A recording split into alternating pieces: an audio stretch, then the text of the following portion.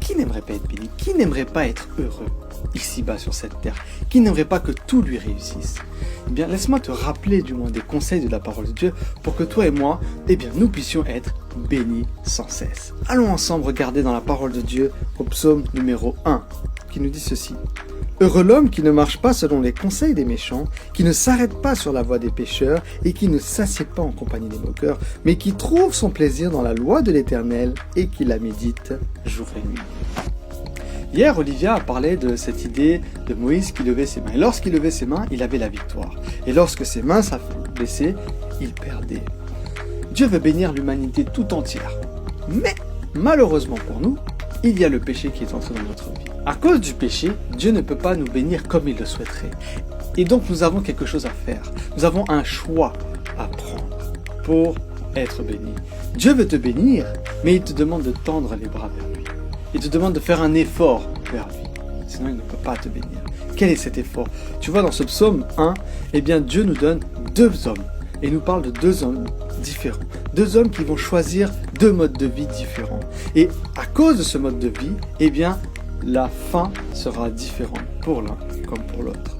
Donc, moi, je vais te parler des deux hommes et à toi de choisir qui est-ce que tu veux suivre. Alors, la première personne qui est décrite ici dans le psaume, c'est la personne qu'il ne faut pas imiter. Il ne faut pas oublier que nous sommes dans un cheminement, nous sommes dans un voyage. Et qui dit voyage dit que nous sommes donc en mouvement. Donc nous devons continuer d'avancer. Nous ne devons pas, justement, Dieu nous dit d'abord marche, mais attention, marche pas en suivant les conseils des méchants. Cette personne, c'est une personne donc, qui marche, donc qui est en mouvement. Jusque-là, c'est une bonne chose. Mais, petit souci, il suit les conseils des méchants.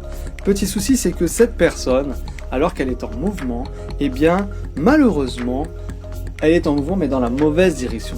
Parce qu'elle écoute, elle suit les conseils des personnes qu'il ne faut pas écouter. Qui te conseille dans la vie? Est-ce que ce sont des personnes de bonne vie, qui portent de bons fruits, qui ont un bon témoignage? Ou ce sont des personnes qui, tu le sais, il y a des petites failles? Que valent leurs conseils? Est-ce important? Est-ce sage? La deuxième chose que le psalmiste te dit ici, c'est que il ne faut pas s'arrêter. Parce que comme je l'ai dit tout à l'heure, tu es en mouvement. Donc qui dit mouvement dit attention, ne t'arrête pas. Nous sommes dans un long voyage vers le ciel. C'est notre destination. C'est ce que Dieu veut pour chacun d'entre nous. Et pour cela, nous devons continuer d'avancer. Il ne faut pas que je m'arrête. Troisième chose, c'est de ne pas s'asseoir. Déjà, je m'arrête, et deux, en plus, je m'assois. Donc là, ça veut dire que je vais vraiment prendre du temps. Et du temps pour faire quoi? Du temps pour m'asseoir en compagnie des moqueurs, des personnes qui font du ladi-la-fait, des personnes qui font du commérage. La première idée ici que Dieu nous dit à travers ce passage, c'est tout simplement de nous éloigner de toutes les personnes toxiques, de toutes ces personnes négatives dans notre vie. Si tu veux être béni, choisis tes amis. Choisis avec qui tu vas voyager. Ta destination en sera fortement altérée. Maintenant, quand je dis nous éloigner de ces personnes toxiques, ça ne veut pas dire qu'on ne les aime plus, non. Mais de choisir de ne pas entretenir une relation malsaine entre guillemets vis-à-vis de ces personnes. Parce que si cette personne elle est négative, si cette personne n'apporte que des problèmes, eh bien si je la laisse toujours avoir un rôle important dans ma vie, eh bien elle va m'influencer négativement, elle va m'apporter ses problèmes dans ma vie. Donc nous devons veiller à qui nous laissons entrer dans notre vie.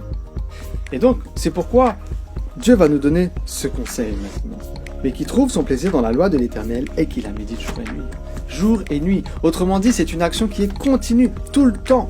Dieu te dit, si tu veux être béni, médite la parole de Dieu jour et nuit. Médite la loi, la Torah, les instructions, les conseils de Dieu. Dieu te donne des innombrables conseils dans sa parole. Pourquoi? Pour que tu puisses être béni. À toi de choisir de les méditer. Alors qu'est-ce que ça veut dire méditer?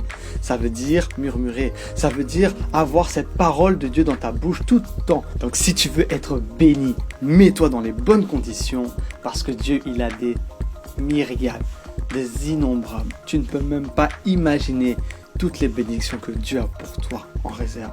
Elles sont là, elles t'attendent. Mets-toi dans les bras. Donc mets-toi dans les conditions pour que Dieu puisse te bénir comme il le souhaite. Que Dieu te garde.